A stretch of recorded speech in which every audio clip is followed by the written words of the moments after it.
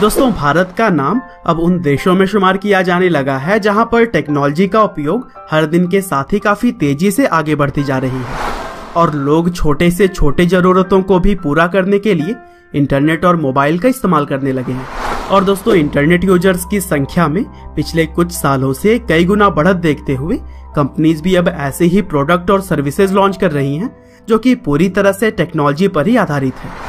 और इसीलिए पिछले कुछ ही सालों में हमें फ्लिपकार्ट, अमेजन, ओयो रूम्स और ओला कैब्स की तरह ही कई सारे सफल स्टार्टअप देखने को मिलते रहे हैं। और दोस्तों, कुछ इसी तरह का ही टेक्नोलॉजी पर आधारित एक स्टार्टअप है जोमेटो का भी, जो कि online food delivery service provide करने के लिए जानी जाती है। और दोस्तों, वैसे तो जोमेटो के साथ में कई सारी कंपनी जिस कॉन्सेप्ट को लेकर मार्केट में उतरी थी, लेकिन बाकी कंपनीज को पछाड़कर जोमेटो आगे बढ़ने में कामयाब रही। और यही वजह है कि आज अगर भारतीय मार्केट में देखा जाए तो best food delivery service Zomato और स्विगी के अलावा शायद ही कोई प्रोवाइड करता होगा। और दोस्तों, जोमेटो की सफलता का अंदाजा आप इसी बात से लगा सकते हैं कि 2008 में सिर्फ 2 लोगों के द्वारा शुरू किया गया यह कंपनी आज 24 अलग अलग देशों में सर्विस प्रोवाइड करती है। और आज के इस वीडियो में भी हम पूरी कहानी जानेंगे कि किस तरह से जोमेटो की शुरुआत हुई और आज भारत के सबसे सफल स्टार्टअप में यह कैसे गिनी जाती है।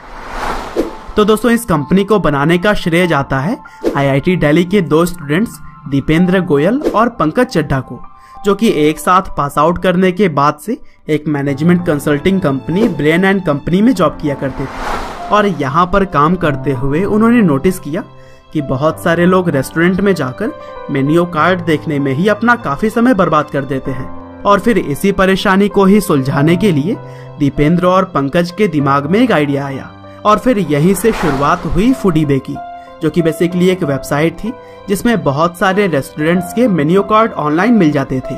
और अब लोग रेस्टोरेंट में जाए बिना ही वहाँ के डिशेज और प्राइस के बारे में ऑनलाइन ही जान लेते थे। साथ ही इस वेबसाइट पर रेटिंग की फैसिलिटी भी थी, जिससे लोगों को बेस्ट प्लेस ढूंढने में आसानी होती थी। हालांकि शुरुआत में रेस्टोरेंट की संख्या इस वेबसाइट पर बहुत ही कम थी, लेकिन आगे चलकर संख्या बढ़ती चली गई। और फिर शुरुआत दिल्ली से करने के बाद से फूडीबे ने अपनी सर्विस जल्द ही मुंबई और कोलकाता तक भी पहुंचा दी थी।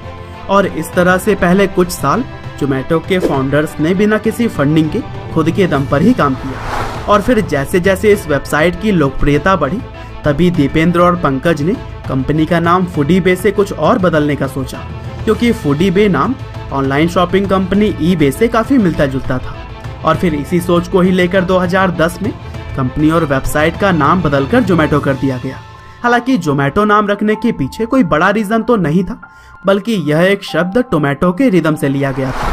और फिर नाम बदलने के बाद से 2011 में जोमेटो को दिल्ली NCR, मुंबई, बैंगलोर, चेन्नई, पुणे और कोलकाता जैसे अलग अलग शहरों में भी फैला दिया गया। और इस कंपनी के पोटेंशियल को पहचानते हुए जॉब सर्च इंजन Naukri.com के फाउंडर संजीव बिचंदानी ने जोमेटो में $1 मिलियन का निवेश किया। साथ ही इन्फोएज इंडिया से भी जोमेटो को $3.5 मिलियन का फंडिंग मिला। और फिर इसी तरह से ही कई सारे अलग अलग जगहों से फंडिंग मिलने के बाद से जोमेटो तेजी से आगे बढ़ता चला गया। और फिर समय के अनुसार ढलते हुए जोमेटो का मोबाइल एप्लीकेशन भी लॉन्च किया गया। और दोस्तों, 2014 तक तो यह कंपनी लॉस में चल रही थी, लेकिन इंटरनेट की प्राइस सस्ती और स्पीड अच्छी होने के बाद से जोमेटो फायदे में आ गई।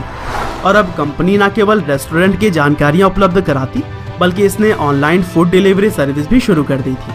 और दोस्तों, फूड डिलीवरी सर्विस देने के बाद से तो जोमेटो ने कभी भी पीछे मुड़कर नहीं देखा। और अगर आज का समय देखा जाए तो 24 अलग अलग देशों में जोमेटो के 8 करोड़ से भी ज्यादा यूजर्स हैं। और दोस्तों, सिर्फ 2 लोगों के द्वारा शुरू किए गए इस कंपनी में आज हजारों की संख्या में लोग काम करते हैं। और दोस्तों, उम्मीद करते हैं कि जोमेटो की यह कहानी आपको भी जरूर पसंद आई होगी। आपका बहुमूल्य समय देने के लिए बहुत बहुत धन्यवाद।